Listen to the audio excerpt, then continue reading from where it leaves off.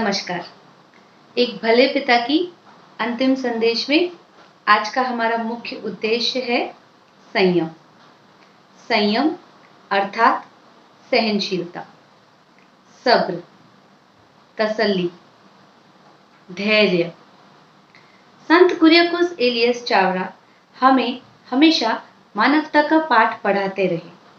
उन्होंने हर मानव को उच्च उद्देश्य के उदाहरण द्वारा सही शिक्षा और दीक्षा का पाठ दिया। संत कुरियकोस एलियस चावरा हमेशा कहते थे कि धैर्य गंभीर आदमी कभी उबाल नहीं खाता। अर्थात जिस इंसान में संयम है, धैर्य है, सब्र है, वो कभी भी किसी भी मुश्किल को आसानी से पार कर सकता है। एक छोटी सी कहानी सुनाई थी संत ने, मैं आपके साथ शेयर करना चाहती हूँ। संत ने कहा, एक बार एक आदमी ने एक युवक को पेड़ पे चढ़ने का शिक्षण दिया। शिक्षा खत्म होने के बाद युवक ने गुरु से गुरु दक्षिणा मांगने को कहा। गुरु ने शिक्षक से कहा, ठीक है, शिक्षा समाप्त हुई, पर अभी तुम्हें परीक्षा देनी होगी। परीक्षा में गुरुजी ने युवक को एक पेड़ पे चढ़ने के लिए कहा। युवक जैसा कि शिक्षण में सिखाया गया था उसी प्रकार फटाफट पेड़ पे चढ़ गया। उतरते समय बार बार उसके गुरुजी उसे ध्यान से उतरना, देख के उतरो, ऐसा बोल रहे थे।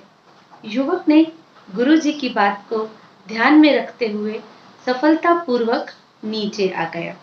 पेड़ से उतरने के बाद युवक ने अपने गुरुजी से पूछा, गुरुजी, आप बार बार मुझे नीचे उतरते समय ध्यान देने के लिए क्यों कह रहे थे? क्या मैं जान सकता हूँ? गुरु ने मुस्कुराते हुए कहा, धैर्य गंभीर आदमी कभी उबाल नहीं खाते। जहाँ हम हमारा धैर्य खो देते हैं वहीं हमारी गलती हो जाती है।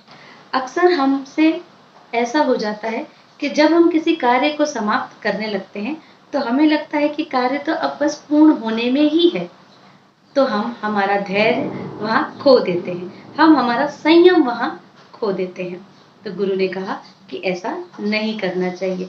तुमने अपना धैर्य बनाए रखा, इसीलिए तुम सफलतापूर्वक नीचे उतर के आ सके। थोड़े से धैर्य और बुद्धि से हम बड़ी से बड़ी परेशानी को हल कर सकते हैं। हमेशा प्रभु हमसे कहते हैं, जब हमारा मन विचलित होता है तो प्रभु कहते हैं कि हे प्राणी, आज तक जब मैं तुमको संभाल के रख सका हूँ, तुमको संयम से मैंने पास समझा है, अपने पास रखा है, तो फिर तुम छोटी छोटी परेशानियों में अपना संयम क्यों खो देते हो? तो इसी विचार के साथ आप लोगों से विदा लेती हूँ, और धैर्य बनाए रखिए, संयम बनाए रखिए, क्योंकि धैर्य और संयम, सब्र से बड़ी चुनौतियों को जीता जा सकता है।